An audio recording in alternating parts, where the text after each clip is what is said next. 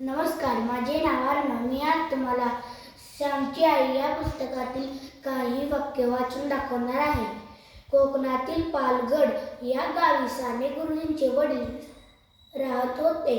त्या ठिकाणी खोताचे काम ते करीत असत.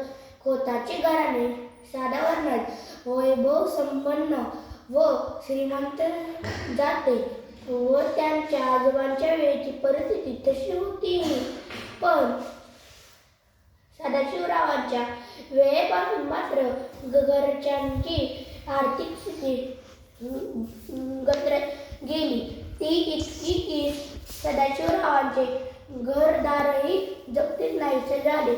अशा रीतीने बडे घर पण पोकळ वासा झालेल्या या घराण्यात 24 डिसेंबर 1899 रोजी साने गुरुजींचा जन्म झाला. धन्यवाद.